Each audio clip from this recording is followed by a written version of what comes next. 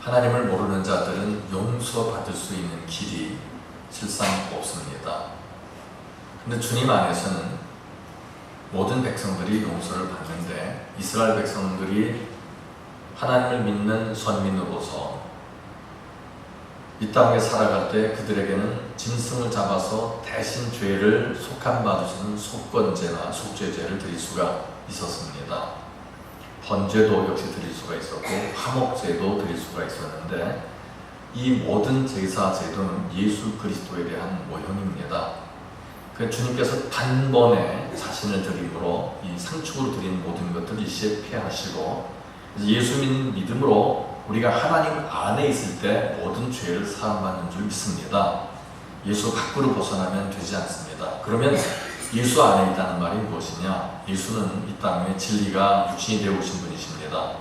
그러니까 진리의 말씀 안에 머물러야 됩니다. 이 진리는 참된 것이고 그리고 우리를 참된 것 안으로 인도합니다.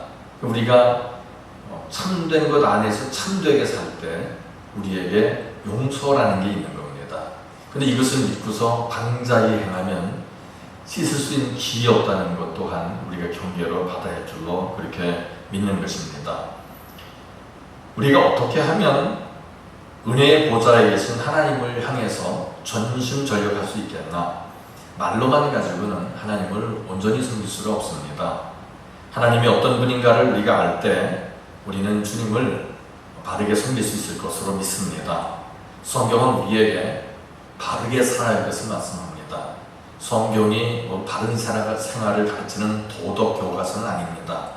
하지만 하나님이 진리이시고 그래서 우리가 진리 안에 머물러야 되며 그분이 의로우시기 때문에 의의 자녀된 우리는 역시 의 가운데 살아야 된다고 하는 그런 명제를 우리에게 주신 것입니다.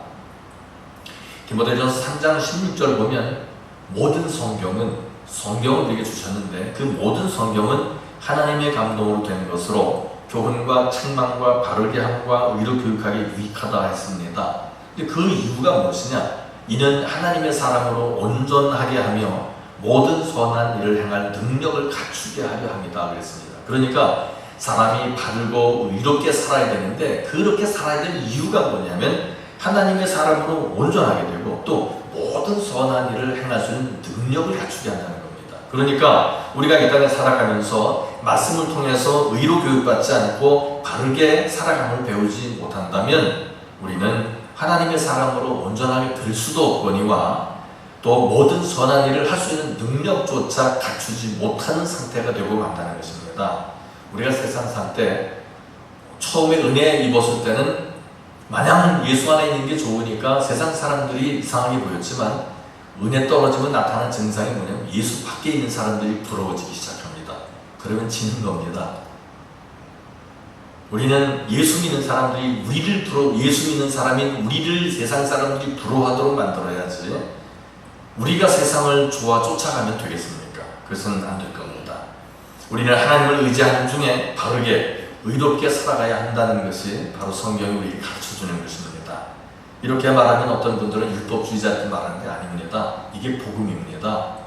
회개해서 주님의 뜻을 따라 사는 사람에게 허락된 하늘나라의 입성이라고 하는 측면에서 본다면 말씀 따라 순종하는 것은 율법주의가 아니고 이것이 은혜의 삶입니다.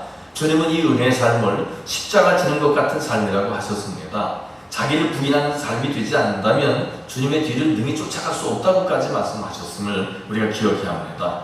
우리가 거룩하신 하나님을 바르게 알 때 우리의 삶에 하나님의 거룩함이 깃들게 될 것입니다. 또한 거룩하신 하나님을 안다는 것은 우리의 삶도 거룩하게 살아야 한다는 것을 의미하는 것입니다. 레위기서 11장 45절에 보면 내가 거룩하니 너희도 거룩하라 했습니다. 이 거룩이란 뭐냐면 지저분하고 더러운 것들을 다 제거하라 그런 이야기입니다. 그 진리 안에 사는 것을 뜻하는 것입니다. 우리가 어떻게 하면 거룩한 삶을 살아갈 수 있겠나? 먼저 예수 그리스도의 보혈로 우리가 거룩함을 입었다는 것을 기억해야 합니다. 우리는 이미 거룩해진 백성이라는 확신 속에 살아야 합니다. 오전에 제가 말씀드렸듯이 어제 8인리 길목을 올라가면서 이제 이름을 좀 대겠습니다. 세 아이가 이야기를 하고 있었습니다. 그 중에 하나는 제가 말하지 않겠습니다. 왜냐하면 그 아이 때문에 말이 된 겁니다. 누나가 깨워가지고 화가 나가지고 욕을 자기가 3번 했다고 합니다. 그런데 가족들이 다 있었노라고 그렇게 얘기를 해요. 그러니까 거기에 이제 강의하고 그리고 하나가 도우입니다. 도우가 얘기를 합니다. 우리는 집에서 할머니, 할아버지가 계시기 때문에 어른들이 계셔서 집에서 욕을 하면 안 된다. 이렇게 얘기를 해요. 그러니까 강의가 있다가 나도 엄마 아빠하고 사는데 어른들 계신 곳에서 나쁜 말 하면 안 된다. 그렇게 하더니 도우하고 강의가 이제 집에서는 어른들 때문에 욕하면 안 되고 나와서는 하나님이 우리를 보고 계시기 때문에 우리가 나쁜 말 하면 안 된다. 할렐루야. 정말 은혜가 있습니다. 하나님이 보시고 계시기 때문에 나쁜 말 하면 안 된다. 아이들도 구별된 삶의 의식을 가지고 있었습니다. 우리의 거룩은 예수 그리스도의 구속 사건으로부터 출발되어지는 것입니다. 그리스도 안에, 말씀 안에 늘 머물게 되시길 주님의 이름으로 축복합니다. 거룩은 예수 그리스도의 은혜 안에서 순종하는 믿음으로 시작됩니다. 우리는 하나님의 자녀로서 그 신분에 걸맞게 이롭고 거룩한 사람을 추구하며 살아가야 할 것입니다.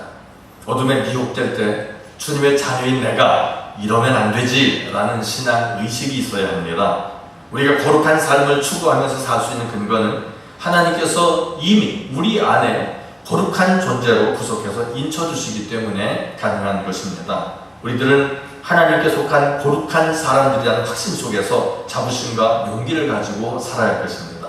그리할 때 어둠의 세력은 물러가게 되는 것입니다. 우리들은 성령으로 그리고 믿음으로 말씀 순종으로 거룩해질 수 있습니다. 오늘 본문은 하나님을 사랑하는 거룩한 삶을 살기 위해서 우리가 마땅히 해야 할 것들을 던져주고 있습니다. 22절에 보니까 먼저 여호와를 택하고 그를 섬기라고 합니다. 다시 말하면 순종하고 행동으로 옮기라 그런 말씀이 될 것입니다. 우리가 하나님을 택하고 섬기는 신앙이란 우리 삶의 목표가 매일매일 주님을 향하여 나아가는 인생이라는 것입니다. 오로지 우리 인생의 목적은 주님을 위해서, 주님의 영광을 위해서 사는 것입니다.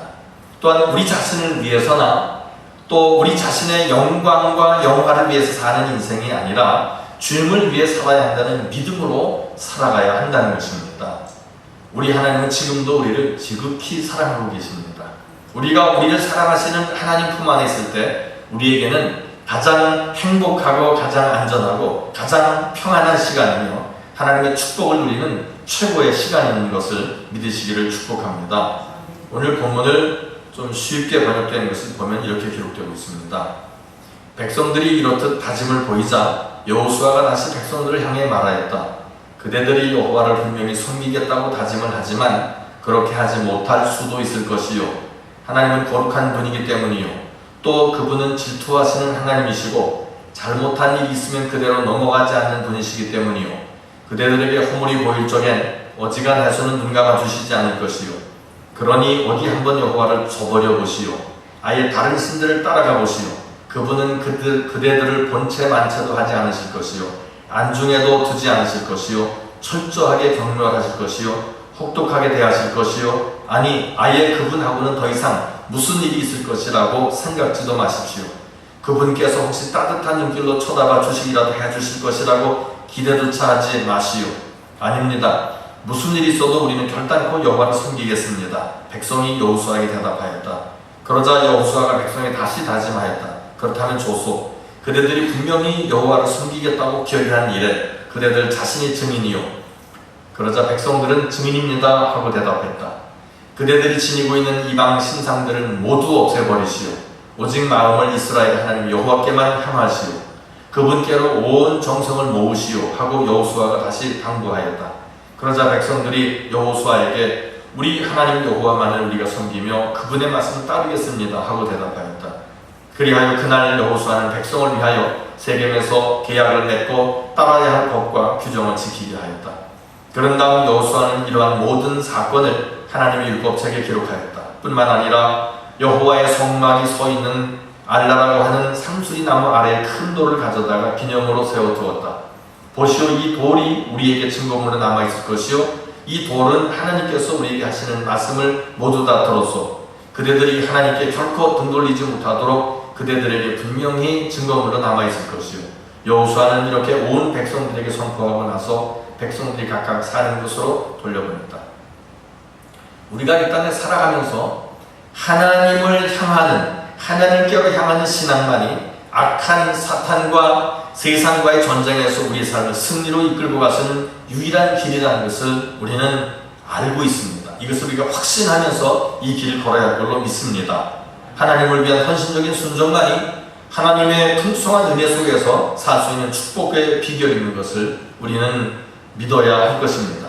하나님께로 향하는 믿음만이 우리들이 당면하고 있는 모든 문제들의 유일한 해결 방법입니다. 하나님께로 향하는 믿음만이 우리의 영육간의 질병을 치유하는 유일한 방법입니다. 우리는 보통 이 땅에 살아가면서 하나님께서 이리 해주시면 이렇게 하겠다라고 말합니다. 그러나 그리스도 안에서 우리가 주의해야 할 것은 해주시면 하겠다가 아니라 주여 제가 주의 뜻대로 하겠나이다 하고서 나가면 주님께서 나머지를 채워주시는 것입니다. 그럼 기도했으면 움직여야 합니다. 주님의 뜻이라면 실행해야 합니다. 그럼 주님께서 인도해 주시는 것입니다. 생각의 생각만 가지고 있으면 주님께서 역사하실 틈이 없습니다. 믿으셨으면 움직이십시오. 기도했으면 움직여야 됩니다. 그러면 주님께서 이미 모든 일을 이루어놓으신 것을 경험하게 될 것입니다. 하나님께로 향하는 믿음만이 또한 우리의 영육간의 질병을 치유하는 유일한 방법이 된다는 것을 우리는 기억해야 합니다. 하나님께로 향하는 우리의 믿음만이 우리 기도 응답의 지름길인 것을 믿으셔야 합니다. 그래서 우리가 조금 전에도 말씀드렸듯이 기도했으면 움직여야 합니다. 그러면 주님께서 놀랍게 역사하실 것이고 우리는 기쁨과 즐거움으로 주님을 찬양하며 감사의 제사를 드리게 될 것입니다. 이제 주님께로 향하는 믿음만이 우리의 온전한 축복이 됨을 믿으시기를 주님의 이름으로 축복합니다. 아멘. 기도합니다. 거룩하신 아버지, 사랑과 크신 은혜를 감사합니다. 우리가 마음을 다하여 하나님을 향해야 하겠습니다. 저희들에게 귀한 은총을 덧입혀주시고 이 땅 살아가는 모든 방법들이 주님의 영광을 드러내기 위한 것이 될 수 있도록 도와주시되 의와 거룩을 잃지 아니하도록 주님 붙들어 주시옵소서. 거룩하신 주 예수님 이름으로 감사하며 기도 올립니다. 아멘.